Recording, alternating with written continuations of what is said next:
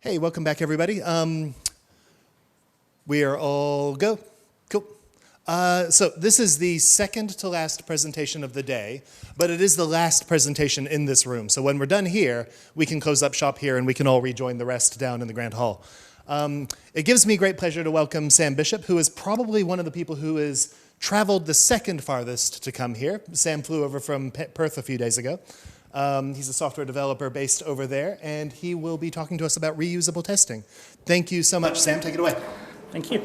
So, I'm Sam Bishop. I'm the person giving this talk. As a hobby, I'm trying to build the first amateur space telescope, and I'm fortunate to be able to pay for that by working as a software developer for over a decade.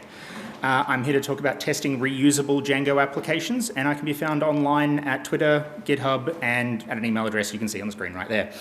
So, out the gate, let's cover some terminology, because the words app and application are so overused these days that it could basically mean anything. So for a Django project, the project refers to the entire web application and all the parts that are inside of it. The application or the app, so a Django app, is a submodule of that project. And as long as the submodule meets the technical requirements, it doesn't really matter what you're doing with it at all, no matter how unique the shape or the deployment requirements. So now we know what we're talking about when we're saying a Django app. What's a reusable Django app? A reusable Django app is a submodule, but it's designed for use inside other Django projects. Frequently, they're installable via PyPI, like any other Python package, but they do not need to be. They could be a Git submodule that you're pulling in whenever you push the code out. Or it could even be copy and pasted if it's a little helper that you use for your own local development. But the key thing is that it is designed to be reused inside multiple Django projects. And since I did just mention packaging, it's worth covering something basic. So I'll briefly talk about packaging. There are almost as many opinions on Python packaging as there are ways to actually make a Python package, and while packaging is important to making reusable apps, it's not what I'm talking about. So I'm just going to recommend using Poetry because it makes the right default choices. Just like choosing Django to make a web application, choosing Poetry to make a Python package is a smart first step. Even if you outgrow it, even if it doesn't solve the requirements for you forever, it's a great way to just not worry about whether or not you're going to be boxed into a corner or make something wrong to start with. So now let's get on to testing this hypothetical reusable app. Starting with PyTest. Now, PyTest is a very powerful library, and covering it entirely would not fit in a 30-minute talk, so I'm going to cover the basics. PyTest has some functionality in it that lets you make shorter tests more useful. You can make a really simple test like this, where it's just two functions, and you can expand it. So this is actually 4 tests, not 2, because PyTest is passing those values in and using them for those 2 tests. So we've managed to shorten the amount of code we've had to write, and that's a great, powerful way to make your tests more effective. The less you have to manually write, the more you'll end up testing. So while that's not very relevant to Django, there are PyTest plugins that are more relevant to Django. So for instance, there's PyTest Django and PyTest Django app for a project and reusable app testing more specifically. So for example, in PyTest Django, it has a little utility here that lets you substitute your URLs. So if your reusable app has different functionality in it that may or may not be turned on, you might not actually want to have the same URL token. You know, you might have a version 1 URL and a version 2 URL layout, and swapping them while you're in the middle of your tests is a lot more difficult if you don't have little shortcuts like this. You'd have to sort of start up with a second setup module and reinitialize Django settings, and I've done it by hand and it's not fun. But they make this easy. You just give it the module name and they swap it around just for that test. So that's a handy way to actually make your Django testing more effective and save you time doing all of the hard work that someone else has already done. And that's not just these 2. There's 900 plus other Python plugins for PyTest. And there are some more specific Django capabilities in there. There's test helpers for things like REST framework. There's performance monitoring ones to give you reports on your ORM query performance. There's tests to help make sure that you do tests in the same order. So if you had a test where you created a user, you might want to guarantee that the next test is delete the user. So that way you don't have to make a user to delete the user so that you can be sure that it's there after your tests. And little helpers like that just really make your life easier when trying to build out a set of tests for a reusable application, because you're trying to cover more than you might normally do. You're trying to think of all the edge cases that will come up in other places, in other projects, other ways you might be using it. And so having these shortcuts is a very valuable thing. And I'd encourage you to check out the documentation online, as well as there is an excellent book written by one of the maintainers. I frequently hear it referred to as the PyTest book. It's Python Testing with PyTest, and it's by one of the maintainers, Brian Ocken. And there's heaps and heaps and heaps of tutorials and talks online about PyTest. It is an excellent library worth your time, even if you don't use it for Django. Now, going further into your testing, there's Hypothesis. You should definitely check this out if you've never seen it before. So yeah, Hypothesis automatically generates data for you. That example there is just 2 simple tests. But what Hypothesis is going to do is that's going to expand out to hundreds, because what Hypothesis is a data generating framework. It is taking those little inputs there, those 2 integers function calls, and those get run hundreds and hundreds and hundreds of times. And each time you're expanding the amount of times you're testing this code. So while, yeah, those are just basic mathematical truisms that will always be true and are perfect for an example test, if you were doing something like a Django model and you were passing a Django model into some Django tests, you would be getting hundreds and hundreds of different Django model objects to test with, like this one here. So it has some Django tools built into it, like this one here, where it has a convenient method to just say, hey, give me a Django model object. And it will inspect that object, it will work out what all the fields inside of it are, and it will automatically give you back a compliant model object populated with data that it has automatically generated with literally just that one line there, from model customer. Give me an example. You have a complete model object to play with in your tests. And it's given us an email address, a name. Now, you can see just how random the data it will generate is. No human's going to put that in as their name. But following on from the important stuff mentioned yesterday, security-mindedness is an important thing to keep when you're writing your tests, because that's the kind of string someone who's attacking your system might send, trying to trip something inside that you didn't think of. Same thing goes for a name.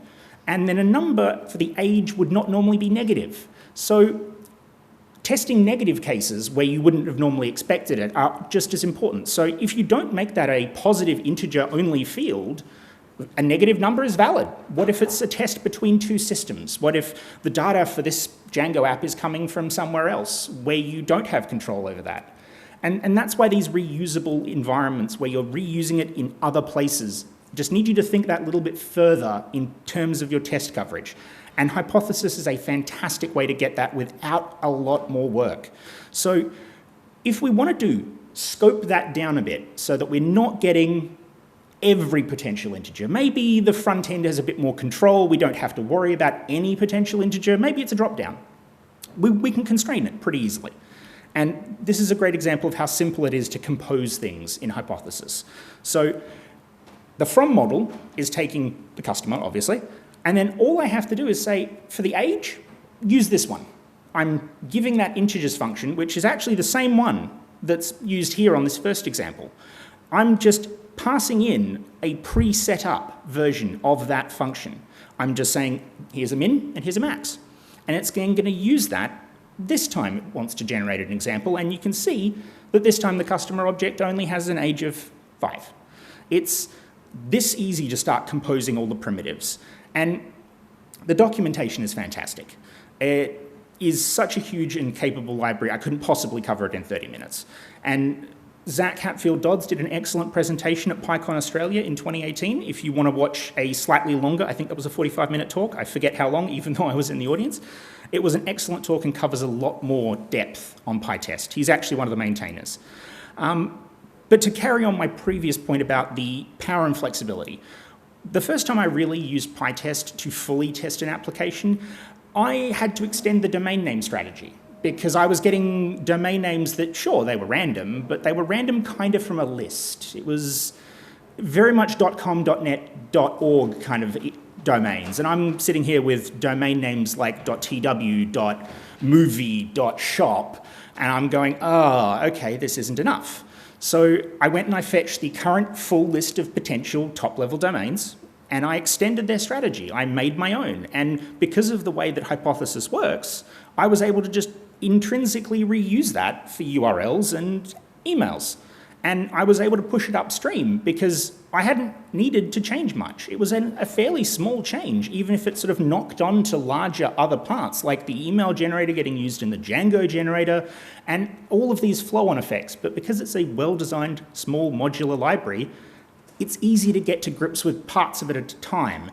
And I thoroughly recommend checking out that talk and digging into the docs to learn a lot more about how you can use PyTest and Hypothesis together to really test deeply into your applications. Now, carrying on forward from that is the next chain link along a reusable application is the database. Now, most people do test locally with SQLite, so they'll kind of sometimes trick themselves into thinking, oh, I'm covered completely. Well, what if you're using raw SQL? They're not the same. What if you want it to be reusable in a different way? What if you want it to just work anywhere? And as soon as you start thinking about the reusability, you start to realize you have to test on each of the Django's database backends. So that's SQLite, MySQL, PostgreSQL, as well as if you get very extensive Oracle, and if you're back a few versions, MS SQL. So you need ways to make this a little easier on yourself because you don't want to have to run all of these locally and manually empty a database and automate a whole bunch of scripts, which is why I wrote myself a test helper. So I wrote a little library to make this job easier on myself. It takes the information for configuring all of these things and it makes them ephemeral. I just get a database server cooked up via Docker, thrown away after the tests are done. As soon as the Django connections are all shut down, it just blows it away and throws it away, and I don't have any wasted disk space. I can just run them locally all day long, and I don't have to worry about it. And it makes it easy because I can just drop it in. I don't have to change anything about my Django application other than my settings. It's that straightforward. I mean, it literally takes the Django connection string and reads the engine to decide what database server to start. I kept it as simple as possible because I didn't want to have a burden of configuring a separate tool just for this use case. I wanted to keep it in line for that reusability reason. And just as easily as you can configure Postgres, you can configure MySQL. And that's just one of the most powerful things once you start realizing the reusability. One of the things people change most about their Django deployments is going to be the database. While most people use Postgres, a significant number use MySQL, be it for interoperability with other database data that's also on a MySQL server, or just because that's what they're used to. And the same thing goes for people using SQLite more now. And there's a large number of things these days playing more with SQLite deployments. And these are things that need different testing, because while you might just assume you can always get a JSON field, well, can you? And the answer until very recently was no. You couldn't get a JSON field unless it was Postgres. And that's the little detail that needs to be kept track of as you build something that is meant to be reusable. Are you going to be able to support those or not? If you want to, you've got to remember never to do that. You need your tests to catch if you ever do that. And the last piece before we get to bringing them all together is PyEnv. That's where you're able to get multiple versions of Python on the same machine. So if you are running your Django app on your own machine on, say, Python 3.8, that's great. Nice and supported, excellent, you've tested, fantastic. Well, what if you're running it on 3.6 and you do some math or use a library or something else that isn't supported on Python 3.6? You need a way to test it on Python 3.6 to catch that. And PyEnv is a great way to have that. You can install multiple versions of Python on your local machine from the over 500 versions that it has available to install, including all sorts of weird versions of Jython and IronPython and Stackless, and there's literally over 500, it's crazy. And you can use that set of environments to test your reusable application, to make sure that even though you know it works for you on 3.8, will it work on 3.9? Will it work on 3.10? Will it work on the current development version of Python? And that's a great way to make sure that you've got that covered as you do your testing for a reusable application. And bringing these all together leads us to the heart of the matter, to test matrices. Now, I briefly mentioned it earlier, but these really are the secret to doing bulletproof testing for a reusable app. You have to have a test matrix, otherwise you're just leaving gaps. And it can get complicated. That's an example test matrix for a few things there, and you can see the complexity scales. You get combinatorial growth. It's for every extra option you add, you're multiplying your total number of things to test. And without tools to keep track of it, it is a daunting problem, which is why someone already did half the work for you and built Tox. Tox is built to solve this exact problem. It does this very well. You can easily install it. If you're using PyEnv, you can add the plugin that they maintain that helps you work with PyEnv. And you can easily build a very extensive set of tests, which I'll walk you through a real-life example of. This comes from a library I've built to do ULIDs. They're like UUIDs, but they sort nicely. It's a tiny thing. It's literally one Django field. It's very simple. And I wanted to make sure it would work anywhere, because when I wrote the library, I started using it everywhere. It was very handy. So when I put the tests onto it, I made sure they worked in 60 different combinations of Django version, Python version, and database backend. And that 60 different environments actually comes from those 3 lines. Because what Tox does under the hood is it takes those parts in brackets and it expands them out. So from those 3 lines, we get 60 combinations. So it'd be like py36 -Django 22 -MySQL.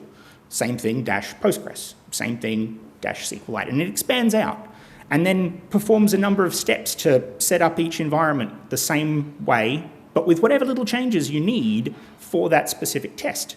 So before we get into those little changes, I'll show you how little I had to change to make a settings.py for this. This is actually from the settings.py of the tests. It's tiny. I'm just pulling 3 environment variables and then doing a big if.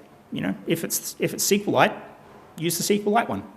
If it's Postgres, use my little helper library, make a Postgres database, Postgres. Same thing goes for MySQL. And that's all it took to get the 3 different database backends automatically handled along with Tox. So I didn't have to do a very big complicated setup step where I'm running a shell script to start something somewhere. No, it's all just taken care of in here. So when Tox begins creating the environments, it has some setting steps. And one of these is doing something like putting the Python environment in there so that you don't have to install the code every time and slow your tests down. That's some basic Tox stuff covered in their documentation. My specific settings start with SQLite, where it's going to put that SQLite as true.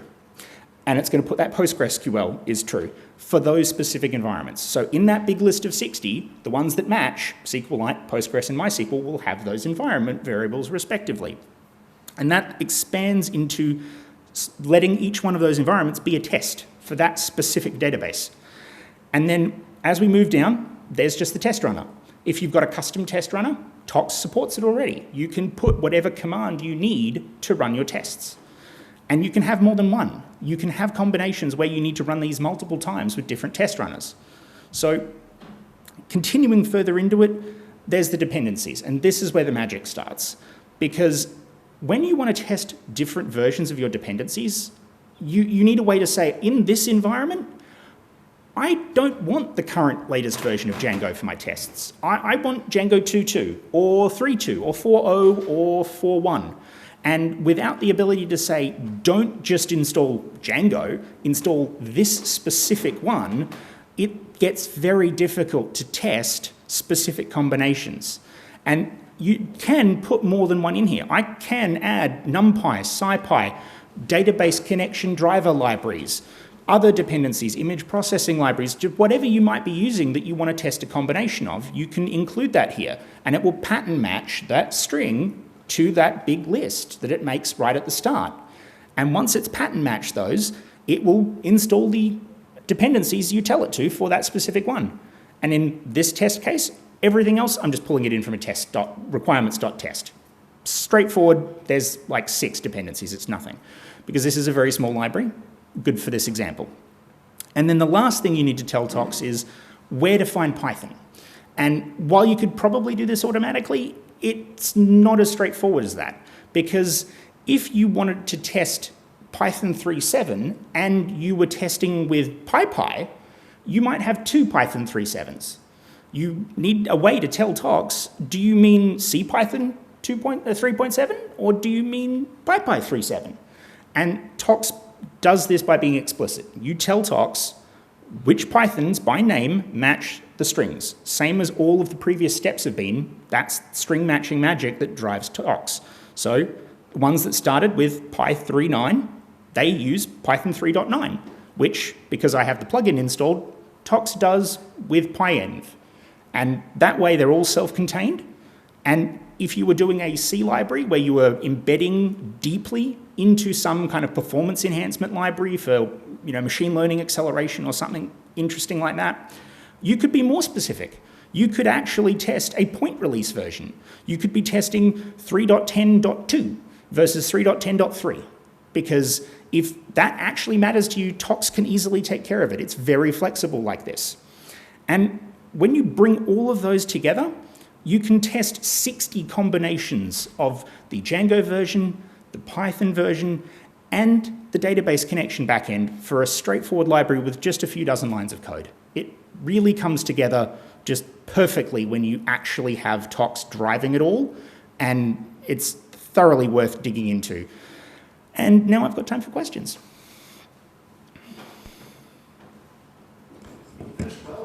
A little bit less walk time. Thanks, Sam. Yep. Would you like to tell me your question? I'll repeat it for the live audience, for the online audience. Have you dealt with different processor architectures? Different what? Processor architectures? So do you want to run with this on ARM and... So the question is, have you got implementations for testing different processor architectures, ARM or AMD or et cetera? The one part where Tox wouldn't be able to help you is exactly that, because it runs on a single machine.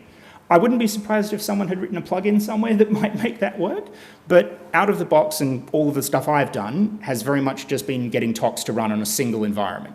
So while you can configure more than one environment, you could have a second Tox config for the other environment very easily. The Tox configs I've worked are very much just single environment, but other than that CPU architecture kind of one and the operating system in which you run Tox, it's infinitely flexible. So you have to have your own way of deciding where you're going to run it. Yeah, you might need like a Jenkins server or something like that to run multiple different ones if you do need different hardware environments like that. Tox can only really work inside of a single computer because it's a local computer program out of the box. Like I said, there might be a plugin that can extend it to using remote job runners. It's very flexible, but I've not used any of those myself. And certainly remote test jobs is a problem that goes back decades. So there's tooling for that sort of thing. I don't know what Tox does, yeah. Well, you just saw. Well, that's cool. That's super cool. I really liked the database stuff, yeah. Yeah, I mean, that is a complete Tox config. And that is spinning it all up in Docker containers, isn't it? Yeah, and it's doing that locally with those ephemeral Docker containers. And at the end of it, I haven't wasted any disk space. I've just run this locally, and I can run this every time I make my little changes. It takes a few minutes, so I don't run it every time I hit save, but it is very flexible in that I don't actually have a CI on GitHub telling me if I've passed my tests, because I just take a couple of minutes before I commit. Richard. Can you reduce the setup overhead by, keeping Pythons installed? Oh yeah, no, that's the question. part of... The question was, can you reduce? Yes, Sam. Don't be so enthusiastic. Now I've forgotten the question. No, the question was, can you reduce setup overhead by having all of your Pythons and stuff ready to go, pre-installed, etc.? Yes, and Tox actually does that out of the box.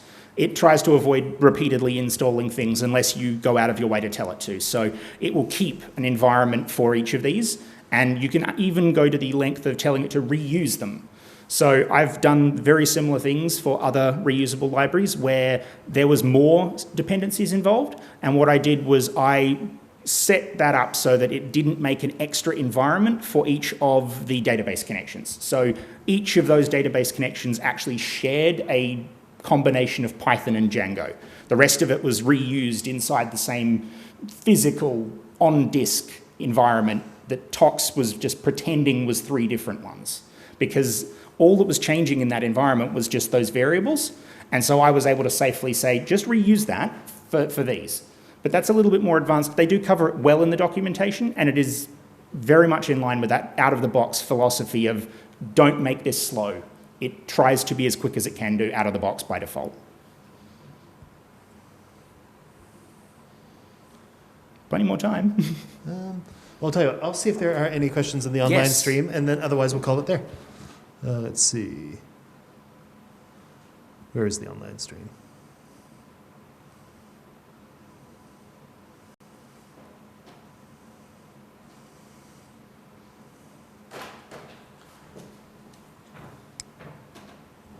I have too many browsers on too many devices. I have another one. Yeah, go for it. Does it run them one at a time, or can it run like different combinations at the same time? What- Is it the same problem as One at a time or concurrent test running, Sam? Out of the box, it's one at a time, but I have seen plugins to do it in parallel. Yeah. And if you wanted to automate it a little bit, you could even just put if you had a more specific use case, you could configure it to take a parameter by name. You can actually tell Tox not to just run all, but like with a make file, you can say make specific. You can say Tox specific, and it will run only that set of tests. But it will still use all of the environment selection stuff to do that specific one. So you can manually distribute them if you wanted to start small, but I have come across plugins in the past that do automatically make it parallel. I have a follow-up question to that, which is the actual tests themselves, the PyTest, is that all in a Docker container as well? Or is that sort of running? No, that's running locally. That's running outside. Because if you put that into a Docker container, at that point it becomes an orchestration problem, and you Yes. could orchestrate the test running in this container with this database and the test running in this container with this database, and then it would be quite easy to parallelize, as you were suggesting. Yeah. And on that orchestration point, the line there where it's being set with the Python path is one of those ways that you can use Tox to avoid orchestration problems. I don't have to make this a fully installable package locally and have that extra step. I can have that cleanly just put the current local directory of code into the test environment. So that way Tox doesn't have to do an install setup step each time I change my code, cutting down that time between tests when you run them subsequently. Cool. Well, we'll call it there. We don't have any online questions. People are welcome to talk to Sam after this talk. I'm going to be around the whole conference. Because we have a few more minutes before the next session finishes downstairs, make sure you take at least 5 minutes to go downstairs. And then we will see everybody down there for the final talk of the day. Thank you so much.